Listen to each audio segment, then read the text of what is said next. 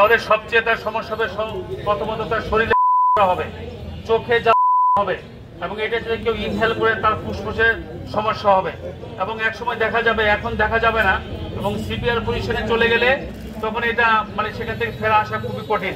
এর জন্য এখানে উপস্থিত যারা আছেন প্লিজ আপনারা দূরত্ব বজায় রাখবেন, যাতে আর কেউ যেন, অন্ততপক্ষে আমরা যারা সুস্থ আছি তারা যেন এই কেমিক্যাল দ্বারা পুনরায় আমরা আবার হই, এবং সকলেই আমরা মাস্ক ব্যবহার করব। এখানে যারা আছি, এবং এখানে অবশ্যই এখানে নিয়ম হচ্ছে 800 মিটার দূরে থাকা। 800 মিটার সেখানে আমরা এই দূরত্বটা বজায় রাখতেছি না, যেহেতু বাতাসের প্রবাহ একদিকে যাচ্ছে উইন্ড ডিরেকশন, একটা দিকে যাচ্ছে, সুতরাং যেদিকে যাচ্ছে ডাউন উইন্ডের দিকে অবশ্যই আমাদের সেফ জোনে থাকা উচিত, সেটা আমরা মানতেছি না।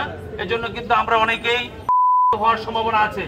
সো আপনাদের কাছে আমাদের ফায়ার সার্ভিসের পক্ষ থেকে অবশ্যই রিকোয়েস্ট থাকবে, আপনারা অবশ্যই সেফটি মার্জিন ক্রস করবেন না, এবং অবশ্যই সকলে মাস্ক ব্যবহার করবেন, যাতে আমরা সকলেই সুস্থ থাকতে পারি। ধন্যবাদ সকলকে।